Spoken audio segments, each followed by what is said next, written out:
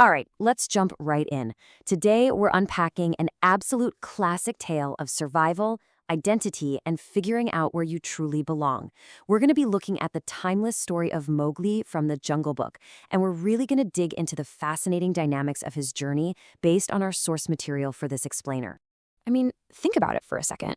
What happens when a human child is raised by the fiercest predators in the forest? It's a wild scenario, right? But this very question is the beating heart of our story today. It sets up this massive clash between two totally different worlds, challenging all our basic assumptions about nature, nurture, and what really makes a family. Section 1. A Baby in the Jungle. The Inciting Incident. So we start right at the beginning with this unprecedented event that literally shakes the ancient forest to its core. And what's really fascinating here is how perfectly the protagonist and antagonist dynamics contrast right out of the gate. On one hand, you've got Shere Khan. He's a tiger trying to think bigger just to impress his pack, hunting a human baby purely for his own selfish pride.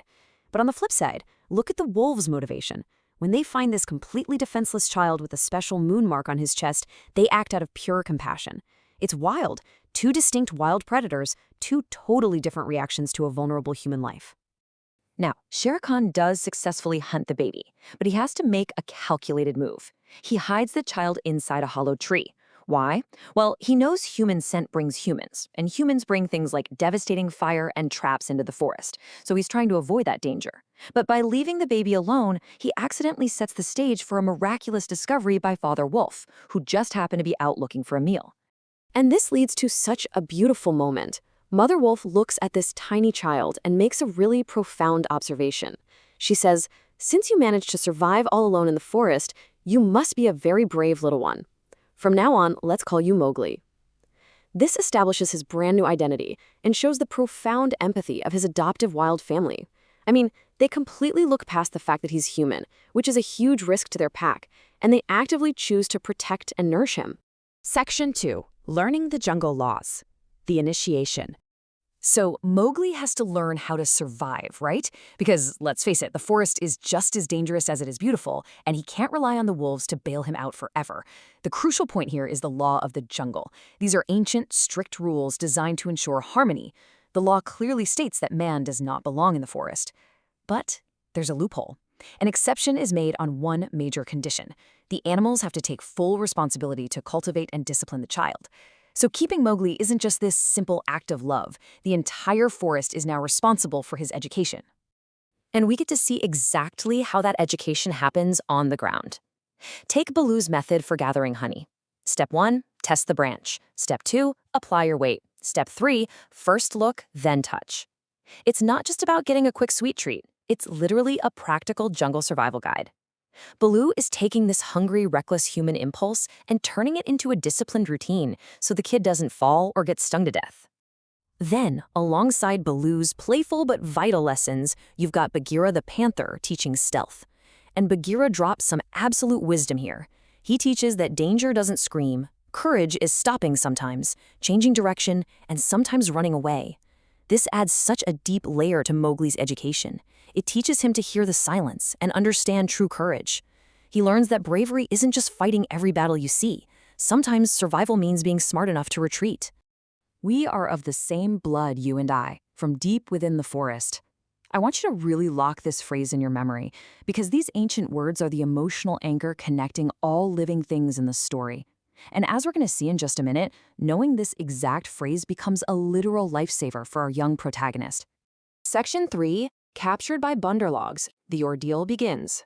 Suddenly, Mowgli's peaceful education gets violently interrupted, and we have to ask, what was Shere Khan's new plan?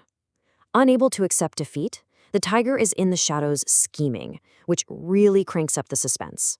He knows he can't get Mowgli directly because the wolf pack and his mentors are guarding him, so the tiger has to get creative. And his conspiracy is ruthless. First, he manipulates the Bandar-logs, the monkeys of the forest. He feeds their greed, promising them that they'll be masters of the forest if they can steal Mowgli's secrets. This whole plot ultimately leads to Mowgli being kidnapped and dragged away to these dilapidated, abandoned human ruins known as the Cold Caves. Shere Khan basically uses the monkeys as pawns, sparking this high-stakes kidnapping that puts absolutely all of Mowgli's training to the ultimate test. So, picture this. Mowgli is trapped, being violently dragged through the treetops.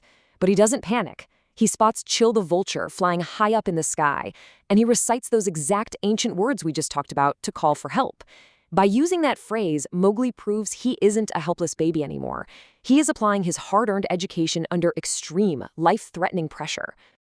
Section 4. The Great Jungle Rescue. Friends unite! Word of the kidnapping spreads quickly through Chill the vulture, and Mowgli's mentors know they have to mount a massive, coordinated rescue operation. But Baloo and Bagheera realize a critical truth right away. There's no way they can defeat the monkey horde on their own. So what do? They recruit Kaa, the ancient snake of the jungle. It just goes to show that even the fiercest predators know when they need to ask for backup. They assemble this formidable team, which really highlights how deeply they care for their student. The ensuing battle at the cold lair is just intense. Bagheera launches this fierce, terrifying ambush, and the monkeys absolutely panic at the sight of his huge claws, fleeing right back into the jungle. In the end, Mowgli is safely reunited with his loyal friends. The rescue works. And, more importantly, Shere Khan realizes from afar that he's never going to be able to harm Mowgli as long as he's surrounded by such a strong, united front. The law of the jungle completely worked. Section 5. Bridging Two Wild Worlds. The resolution. All right, in this final part of our explainer, an older, much more capable Mowgli encounters something that changes his destiny forever. He finds this strange object, glowing almost as bright as a full moon. And then he starts following footprints, but these aren't wolf tracks or panther tracks. They're human footprints that look exactly like his own. He follows these tracks all the way to the cold layers, where he finally comes face to face with the world he was born into, meeting a human woman. And then a voice speaks. If I'm not mistaken, there should be a crescent-shaped mark on your chest. My son, you are my son who was kidnapped years ago. It's a huge reveal that ties us all the way back to the very start of our explainer.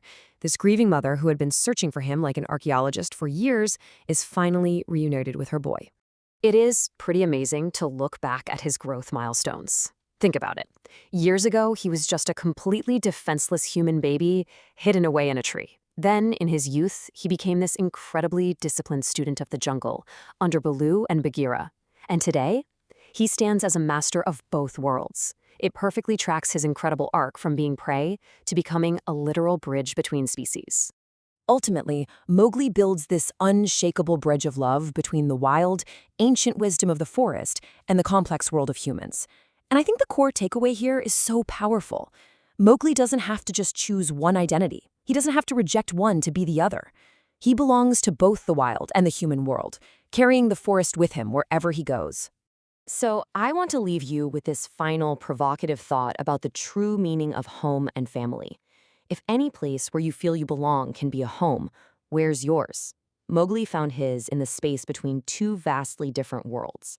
Thanks for joining me on this explainer today, and I hope it gave you a fresh, structured look at this truly timeless journey.